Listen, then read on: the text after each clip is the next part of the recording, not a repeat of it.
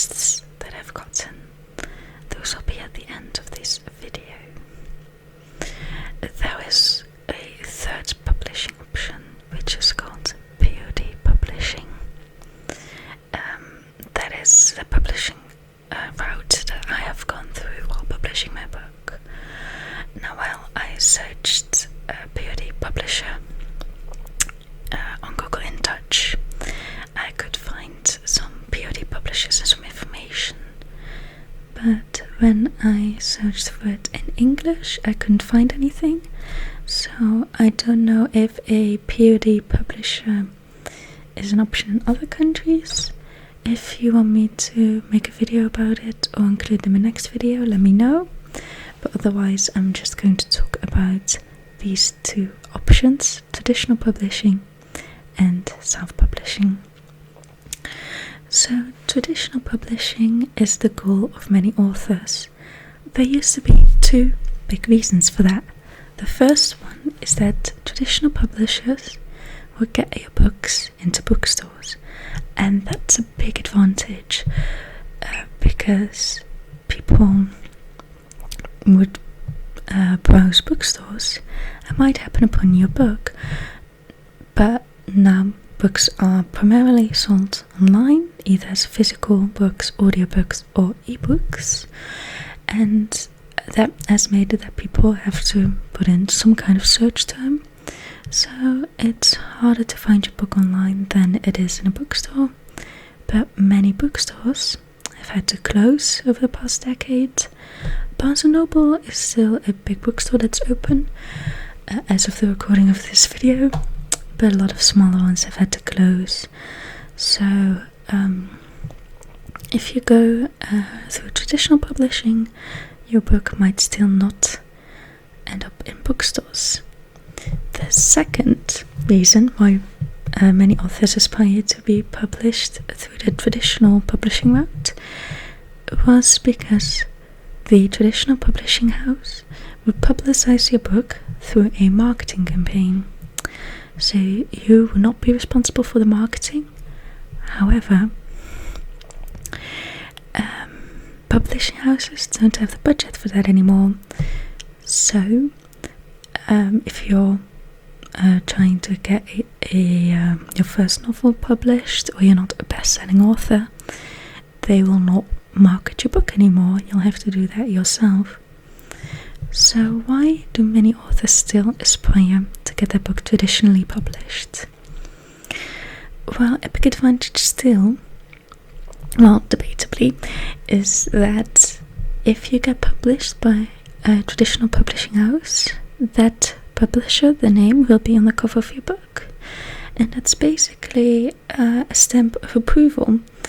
So readers will know that your book has been professionally edited and that it got approved by multiple people. Now, it's not always guaranteed that it's going to be a good book or a book of high quality, but the self-publishing market is very oversaturated with people who did not get an editor, so their books might have typos in it or stylistic errors, and everyone can self-publish, so you don't always know when you get a self-published book that it's going to be a good one. Now, if you want to get traditionally published, you'll probably have to get an agent. Most publishers do not accept unsolicited manuscripts, which means they only accept manuscripts that were given to them by agents. So you'll have to get a literary agent. When your manuscript is done, the first thing you have to do is write a query letter. In the query letter, you basically write a short synopsis of your book. You write why you think your book fits the agent or the publisher, what your target demographic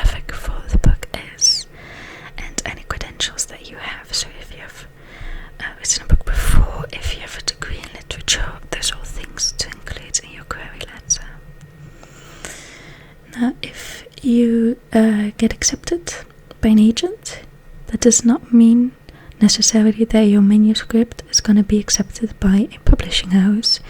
You could be with the literary agent for 10 years and still have never gotten a manuscript published. So when you do get accepted by a publisher, they'll either accept your manuscript as it is, or they will require you make some changes, and then they will put your book on their publishing schedule. Now you should expect rejection. It is hard, especially for a beginning author, to go that if it's your debut novel, to get traditionally published. The reason for that is that a publisher takes on a lot of financial risk. The publisher has a lot of costs to pay for your book before they can even sell the first copy. The traditional publisher will pay for things like the editor, which is quite expensive if you have to pay for that yourself. The copyright, book cover, the proofread. Those are all things that you'd have to pay for yourself if you choose self-publishing. Also, there is a difference in printing methods between self-publishing and traditional publishers.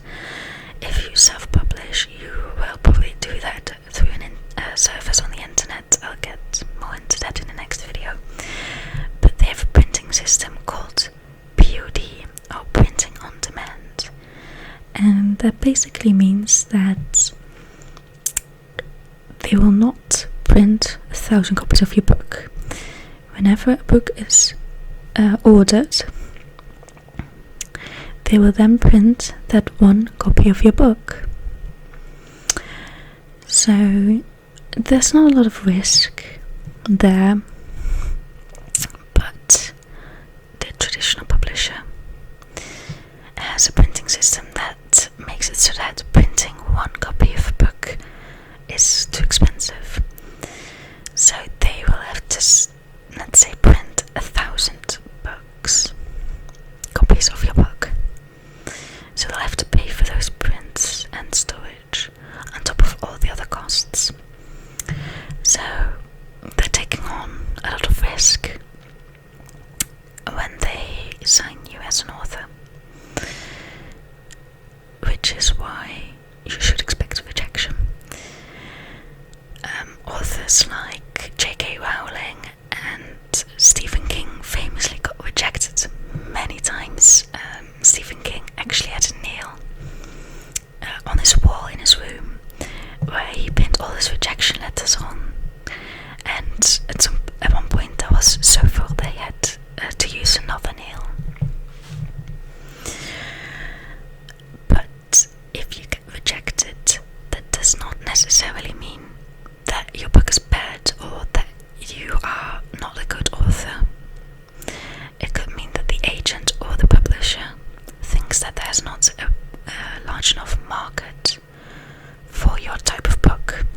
So let's say you wrote a fantastic vampire novel, but your agent or publisher might think, the vampire thing that's done, fairy books are really in right now. I don't know.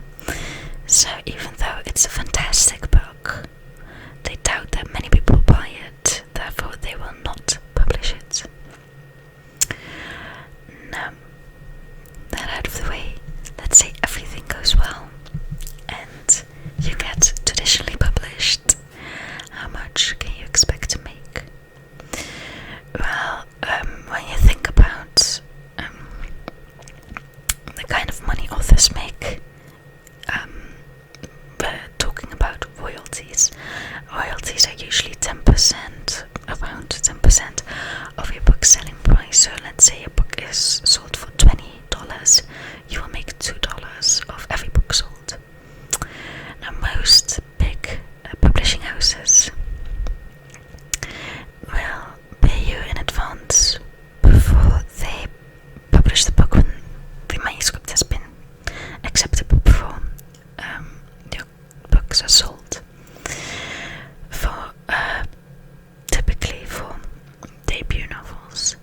advance will be between $5,000 and $15,000. And your advance is basically what the publisher thinks you'd make in the first 2 years of your novel's life. Now, most authors never start earning royalties because the royalties that you would make are subtracted from your advance. So let's say your book is $20, which means $2 in royalties for every copy sold. You got a $15,000 or $5,000 advance. That means you would have to sell 2,500 books, and then the book after that is where you start earning royalties, because first you have to earn back your advance. Now if you don't earn back your advance, you don't have to pay it back. That advance is guaranteed money, so even if you don't sell a single copy, that money is yours, which is a big advantage as opposed to self-publishing. With self-publishing, there's much more risk because you spend a lot of money on your book, on the editor, proofread, copyright, formatting, book cover, all that a publishing house will pay for if you traditionally publish, plus all the time you spend on the book, the money you pay for marketing. It's not cheap. And that money is lost if your book doesn't sell well. Whereas with a traditional publisher, that advance is guaranteed money. But I said most big publishing houses give an advance. Most small publishing houses don't offer you an advance. You'll just start earning royalties from your first book sold. Now, another important thing to keep in mind is that when you get signed by a publishing house, they now own the rights to your book and to your manuscript. They have complete creative control. So your publisher gets to dictate the title of your story, the book cover, your actual story. This could be positive and negative. Most writers are creative and want the creative control. You have to give that up if you publish through a traditional publisher. Now, they will not always change your whole book, but they do get the final say in anything creative. But that is also they can sell more copies of your book. Now, if you are an author for a living, that's also what you want. And they probably know better than you how to sell more books. It's their job. And that's not always the case, but usually you can trust that your publisher knows what needs to be done to sell as many copies of your book as possible. Also, when you traditionally publish, you are not alone in the publishing process. If you have any questions or issues that come up, you can talk to your publisher about that. When you self-publish, you are alone in those things. Your publisher is a business. They want to make money. So their goals for your book and your career may not be the same as your goals. For example, they may decide to stop selling your books, even though you might think they're doing well. A reason for this could be that they do not doubt that they can sell 500 more copies of your book, but let's say they have to print 1,000 at a time. If they're not sure they can sell 1,000 more of your books, they might decide against printing another 1,000. Also, a practice that I've heard of from Jenna Morassi. She's an indie author and a YouTuber. She gives writing advice on YouTube. Definitely check her out. She has never been traditionally published, She has gotten offers but decided against it. But she has done a lot of research in this, and a practice that she talks about in one of her videos is that a publisher will assign an author that has maybe a similar book or writing style to one of the authors already signed with their publishing house. They will then just put you on the publishing schedule forever. They will not publish your book, or they might overprice your book. Just anything so that your book will not be sold, so you cannot compete with the author that they already have signed with them. Now, I'd never heard about this practice before, and I don't know how common it is. It does kind of make sense to me. Other companies do this as well. I think that's what happened with Vine and MySpace. I'm not really sure, but there's not really much you can do about that. But yeah, that's something to keep in mind, that is a risk. And that's an extreme example, but as I said, they want to make money. They do not want to make you famous or anything. So yeah, they might make decisions that contrast your goals. Now, when we're talking about big publishing houses, we're usually talking about the big five. And the big five are the five biggest publishing houses, I think, in the US. And those are Penguin Publishing House, Macmillan, HarperCollins, Simon & Schuster, and Hachette, not really sure. Now, many authors aspire to be with one of those publishing houses. I tried to find out why, and opinions are divided about whether there's any reason to want to get published through one of those publishing houses. On the one hand, you kind of have the point that I made earlier. When a potential reader sees your book and sees that it was published by a name they recognize, they might be more inclined to buy your book. But many famous bestseller authors are signed with those publishing houses, so you are not going to be the main priority as a first-time author or a author who's not a bestseller. So let's see if I forgot anything. I have everything written down.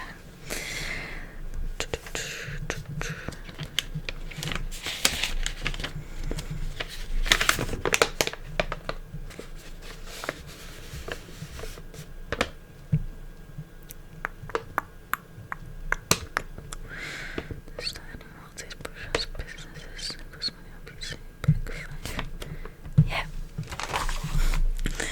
So that was it on traditional publishing. My next video will be about self-publishing. So if you are interested in that, make sure you're subscribed. If you're just here for the traditional publishing part, thank you for watching.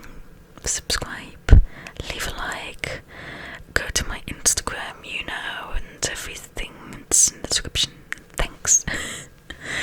Now I'm going to do 2 requests that I've gotten. If you've requested something and I haven't done it yet, but it was before other requests that I've already done, don't worry. Any requests that fit my channel, I'm going to do them. But I don't do them in order who was first.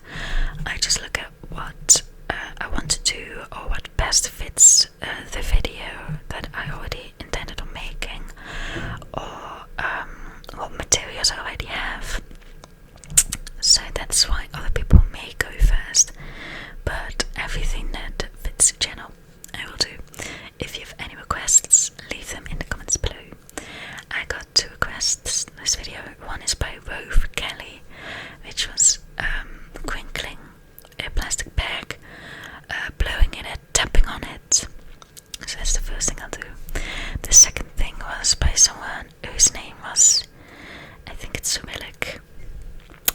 So I Google translated it. If Google Translate is right, it's I think it was Russian for evil pandas, and it's pronounced Svoy Pont.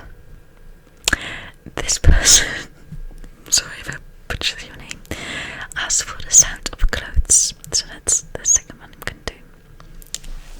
So first, I have for you guys a plastic bag. The microphone a bit back.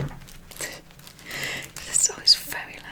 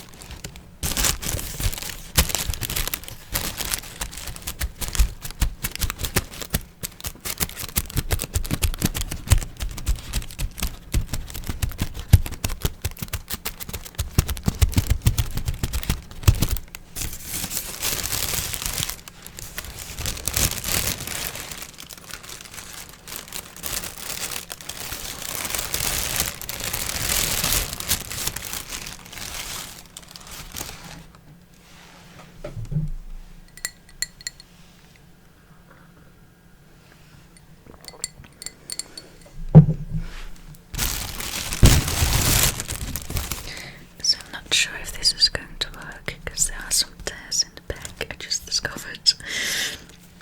But I'm gonna blow into it and then tap on it.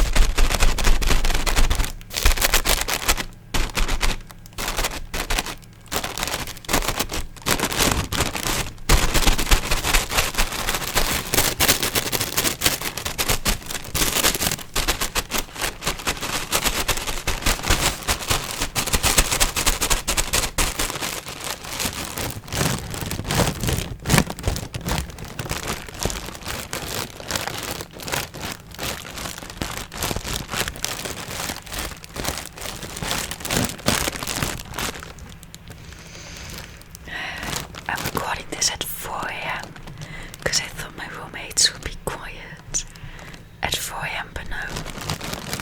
Someone decided to vacuum their room in the middle of the night.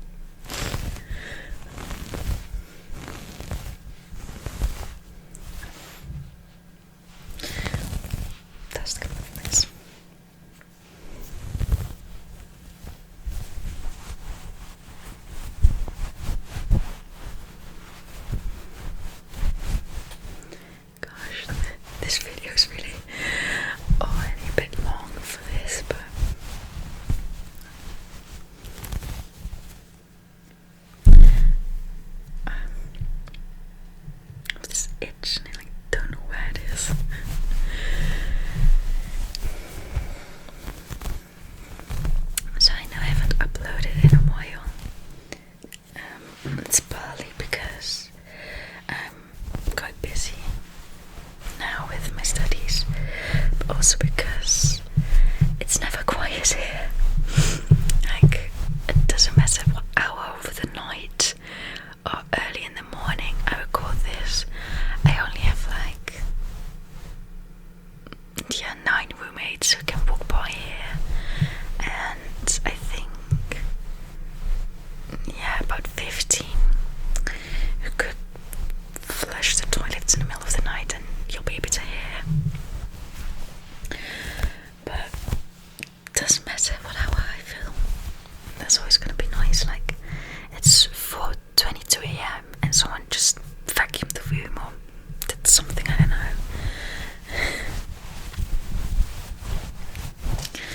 So, to have the quietest time, I have to film in the middle of the night, and I can't always stay up that long